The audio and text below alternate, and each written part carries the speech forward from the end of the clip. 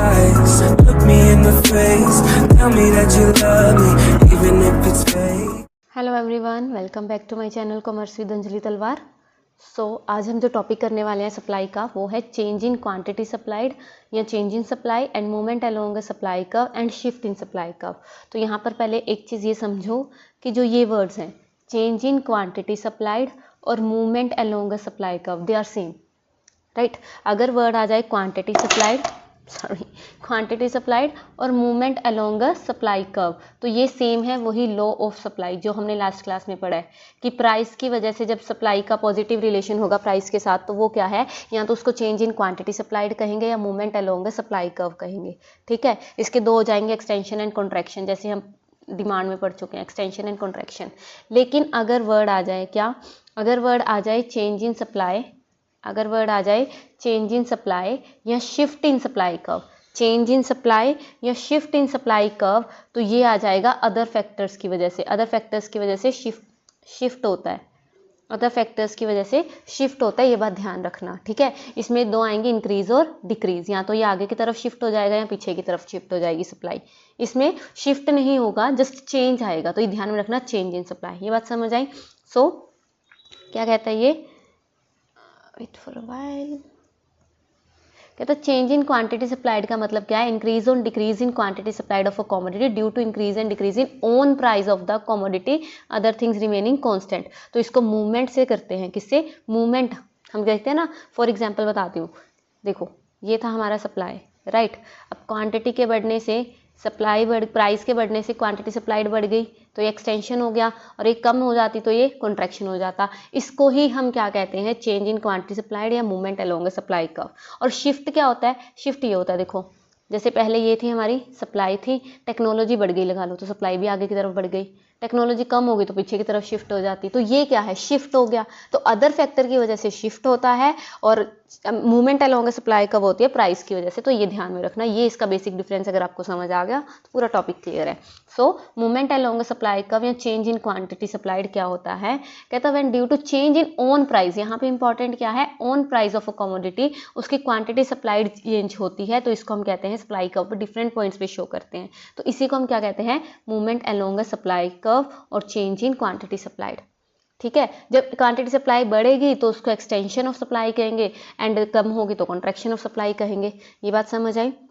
Extension of supply क्या होगा, price के बढ़ने की वजह से सप्लाई बढ़ गई तो एक्सटेंशन ऑफ सप्लाई, और प्राइस के कम होने की वजह से सप्लाई कम हो गई तो कॉन्ट्रैक्शन ऑफ सप्लाई। और यहीं पे अगर मैं बात करूं किसकी, शिफ्ट इन सप्लाई कर्व की, शिफ्ट इन सप्लाई कर्व या चेंज इन सप्लाई में क्या होगा, factors other than on price. This type of change क्या कहता है, this type of change takes place when quantity supplied change due to change in other factors than on price of a commodity, like technology की वजह से, input price की वजह से, तो इससे शिफ्ट होगा कर्व में। तो अगर वो अपवर्ड शिफ्ट होती है आगे की तरफ तो वो अपवर्ड हो जाएगा टू द लेफ्ट, और डाउनवर्ड होती है तो वो क्या हो जाएगा, कम हो जाएगा, तो इसको इंक्रीज और डिक्रीज कहेंगे सप्लाई कर्व का। ये बात समझ आई।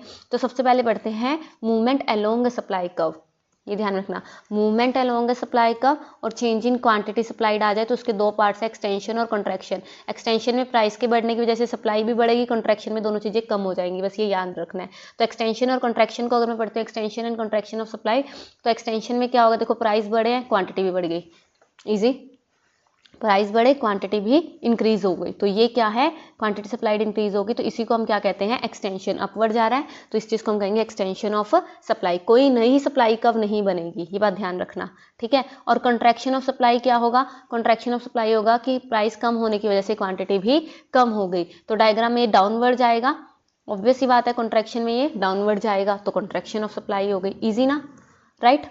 अब आता है इंक्रीज एंड डिक्रीज, ये किसका पार्ट था बेटा, शिफ्ट, ये किसका पार्ट था, शिफ्ट, ये ध्यान रखना। शिफ्ट इन डिमांड कब आ जाए, या चेंज इन सप्लाई आ जाए ओनली, मतलब क्वांटिटी सप्लाई तो ऊपर आ गया ना, कल्ला सप्लाई, तो इंक्रीज और डिक्रीज होता है। तो इंक्रीज और डिक्रीज कब होगा, supply of a commodity changes due to factor other than on price, like expectation, state of technology, goal वगैरह, ठीक है। अगर वो बढ़ती है तो इंक्रीज होगा, कम होती है तो डिक्रीज होगा। फॉर एग्जाम्पल इंक्रीज का एग्जाम्पल देख लो, इंक्रीज इन सप्लाई अगर मैं पढ़ती हूँ तो इंक्रीज इन सप्लाई कब होगा कि प्राइस तो देखो सेम है, अब यहाँ पे क्या है, फैक्टर अदर देन प्राइस, तो प्राइस में चेंज नहीं आएगा, प्राइस तो 10 ही है लेकिन क्वांटिटी सप्लाइड बढ़ गई। तो मुझे एक बात बताओ, प्राइस सेम है तो प्राइस तो 10 वाली लाइन ही है, लेकिन ये बढ़ गया 20 से 30 हो गया, तो सप्लाई आगे की तरफ मूव होगी कि नहीं होगी, सप्लाई कब आगे की तरफ मूव होगी, इसको हम कहते हैं इंक्रीज इन सप्लाई। ये बात समझ आई। और डिक्रीज इन सप्लाई क्या होगा, अभी कॉजेस करवाती हूँ। डिक्रीज इन सप्लाई क्या होगा कि प्राइस चेंज नहीं हुए लेकिन सप्लाई कम हो गई। तो अब यहाँ पे प्राइस तो वही रहे लेकिन सप्लाई पहले ये थी, ये क्वांटिटी, तो ये सप्लाई कब बन रही थी, अब ये अंदर की तरफ शिफ्ट हो गई, तो ये क्या हो गया, डिक्रीज इन सप्लाई। इसका रीजन क्या होगा, देखो इंक्रीज क्यों हो सकती है सप्लाई, अगर टेक्नोलॉजी इंप्रूव हो जाए, अगर फैक्टर प्राइसेस कम हो जाए तो कॉस्ट ऑफ प्रोडक्शन कम हो जाएगी, सप्लाई ज़्यादा कर देंगे। कंपीटिंग प्राइस के प्रोडक्ट के प्राइस जो है डिक्रीज हो जाए तो हम भी सप्लाई बढ़ा सकते हैं, राइट। उसके बाद नंबर ऑफ फर्म्स अगर इंडस्ट्री में बढ़ जाए तो सप्लाई बढ़ जाएगी। एक्सपेक्टेशन हो कि प्राइसेस फॉल हो जाएंगे नियर फ्यूचर में तो हम आज ही ज़्यादा सप्लाई करने की सोचेंगे। अब शिफ्ट हो गया गोल में सेल मैक्सिमाइजेशन से हम क्लियरेंस करना चाहते हैं तो तब भी हम सप्लाई बढ़ा देंगे। टैक्स वगैरह कम हो गए या सब्सिडी ज़्यादा मिलनी शुरू होगी तब भी हम सप्लाई बढ़ा देंगे। और डिक्रीज का इससे अपोजिट हो जाएंगे सारे, ठीक है। अब टेक्नोलॉजी आउटडेटेड हो गई तो सप्लाई कम हो जाएगी, फैक्टर प्राइसेस बढ़ गए तो कॉस्ट बढ़ जाएगी, प्राइस ऑफ कंपीटिंग प्रोडक्ट भी इंक्रीज हो गए हैं, नंबर ऑफ फर्म्स डिक्रीज हो गए, उल्टा आ गया सारा, एक्सपेक्टेड राइज हो गया प्राइस में, शिफ्ट हो गया गोल का, सेल मैक्सिमाइजेशन हमने कर दिया, टैक्स बढ़ गए या सब्सिडी कम हो गई। तो इस रीज़न से प्रोड्यूसर क्या करेगा, सप्लाई को कम कर देगा। मतलब ये वो सारे रीजंस हैं जो प्राइस के अलावा सप्लाई को इफेक्ट करते हैं, राइट। इजी, ये डिफरेंस इंपॉर्टेंट है बट बहुत ईजी है, कर लेना, ठीक है। सो अब आता है नेक्स्ट, कैसे टेक्नोलॉजी इफेक्ट करेगी। देखो टेक्नोलॉजी कैसे इफेक्ट करेगी, पहले क्या था, सही टेक्नोलॉजी नॉर्मल यूज़ कर रहे थे, अब टेक्नोलॉजी इंप्रूव होगी तो सप्लाई कर्व क्या हो जाएगी, शिफ्ट हो जाएगी, increase in supply curve, right. ये बात समझ आई। अब मुझे बताओ चेंज इन इनपुट प्राइस कैसे इफेक्ट करेंगे। अगर इनपुट प्राइस मतलब रॉ मटेरियल वगैरह जो हम फैक्टर प्रोडक्शन यूज़ कर रहे हैं उनका प्राइस बढ़ गया तो कॉस्ट ऑफ प्रोडक्शन भी बढ़ जाएगी और सप्लाई कम करनी पड़ेगी, राइट। और अगर प्राइस कम हो जाए, कॉस्ट कम हो गई, कॉस्ट कम हो गई तो हम सप्लाई बढ़ा सकते हैं। तो यही यहाँ पे इन्होंने शो किया है। अगर कॉस्ट कम हो जाए, कॉस्ट कम हो जाए कब, जब प्राइस कम हो जाए फैक्टर इनपुट्स पे तो सप्लाई बढ़ जाएगी, सप्लाई कब शिफ्ट फॉरवर्ड अगर इनपुट प्राइस कम हो जाए, और अगर बढ़ गए प्राइसेस तो सप्लाई कब बैकवर्ड शिफ्ट हो जाएगी, इजी। और टैक्स और सप्लाई कब, टैक्स लगने से सप्लाई कम होगी क्योंकि कॉस्ट ऑफ प्रोडक्शन बढ़ रही है तो सप्लाई कम हो गई। और सब्सिडी ऑफ सप्लाई कब, सब्सिडी एंड सप्लाई कब, सब्सिडी से हमारी जो है ऑब्वियस सी बात है सप्लाई बढ़ेगी क्योंकि कॉस्ट ऑफ प्रोडक्शन कम हो जाती है सप्लाई से, कॉस्ट ऑफ प्रोडक्शन कम होगी तो सप्लाई बढ़ जाएगी, राइट।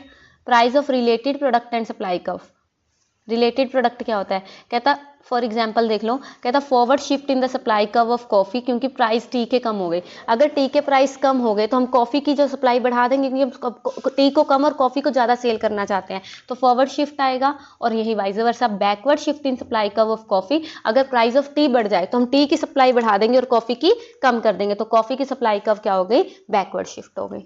आई होप ये बहुत इजी पॉइंट है लेकिन बच्चे इसमें बहुत कंफ्यूज होते हैं तो आपको ये इजीली समझ आ गया होगा। इसको कीजिए, मिलते हैं लास्ट क्लास, बस एक रहेगी सप्लाई की हमारी इलास्टिसिटी वाली, वो करके ये चैप्टर भी हमारा डन हो जाएगा। इसको कीजिए, thank you so much. Tell me pretty lies, look me in the face, tell me that you love me, even if it's